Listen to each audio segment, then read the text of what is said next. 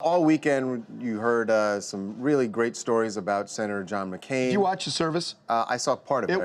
I watched the whole thing. It was so moving and hard, and it was fantastic. It was just perfect way of memorial, and Meghan McCain was incredible. Yeah, incredible. Well, we got an interesting story that I'm pretty sure you did not hear over the weekend. We got in D.C. Former Governor of Virginia, Terry McAuliffe, and asked him about how, in particular, how Bill Clinton and John McCain got along even after the fact that John McCain voted for impeachment. And he said they did get along. In fact, he also told us about how well John McCain got along with Hillary Clinton over shots. John McCain voted yes during impeachment, but President Clinton was able to see past it. He showed up at the funeral. How did they get past it? Oh, first of all, Bill Clinton got past it the next day. Bill Clinton had a great relationship with John McCain. In fact, Hillary Clinton, you know, she traveled the world as United States Senator. She was on the Armed Services Committee with John McCain. In addition, she was Secretary of State. But I'll tell you a great story is that John McCain and Hillary Clinton were overseas when they were in the Senate together, and John McCain challenged Hillary to a shot contest, and guess what? Hillary Clinton won the shot contest. Don't take my word for it. You're going to ask the owner of the restaurant. John did 3 shots, Hillary did 4. She was the champ that day. You gotta love that. You just gotta love that. It's awesome that he challenged her to it, and awesome on her part that she bested him. I want 30 seconds to say something.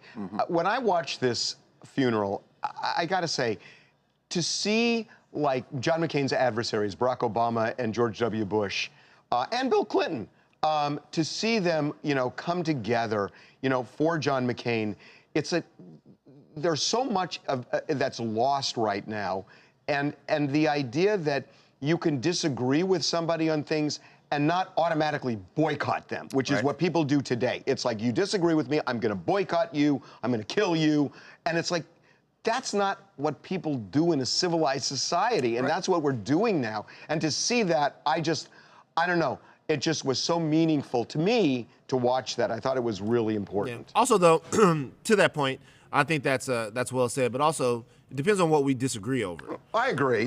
So in terms of this, I think what you looked at when you see John McCain, George W. Bush, Barack Obama, and listen, I am no fan of George W. Bush. I was actually a great admirer of John McCain, even though I disagree with him politically on a number of things.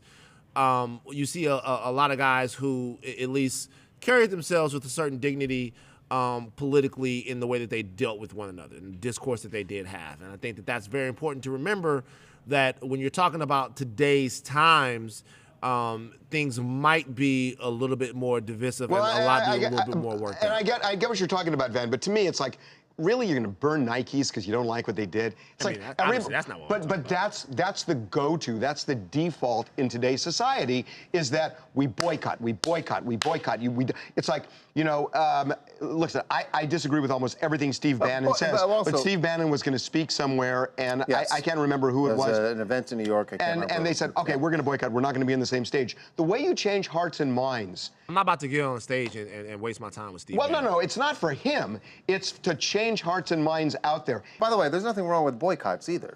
There's nothing wrong with the boycott. A boycott is as effective a use of your First Amendment rights as anything else. No, of course what you're talking about to. is freedom of speech. It's like trying to shut down someone from speaking because they disagree with you ideologically. I'm just saying, our go-to these days is, I'm going to boycott somebody. Of course, boycotts are valuable. I mean, look, when I was in college, we boycotted grapes, we boycotted a lot of things, but I'm saying that, yeah, they're let me valuable. give you an example. Let me give you an example of boycott.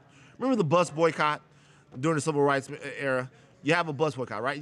You have a situation there to where you have to cripple that institution financially because what they're doing is so wrong. No, I get it. But hold on, let me finish. I think that in some of the issues that we're talking about, if we're talking about political issues, we're talking about campaign finance reform, if we're talking about the differences between foreign policy and things like that. I'm talking about Nike. I think we can have the Nike situation is out of here. Those those are a bunch of racists. That's the default. But I do think though that there are specific issues that we're dealing with today that are ratcheted up a little bit and maybe more important to the core of who we are than some of the things that the political differences that Obama might have had with John McCain. We're not disagreeing, but I'm saying it has gotten out of control, and we don't have discussions anymore. We simply put a wall up.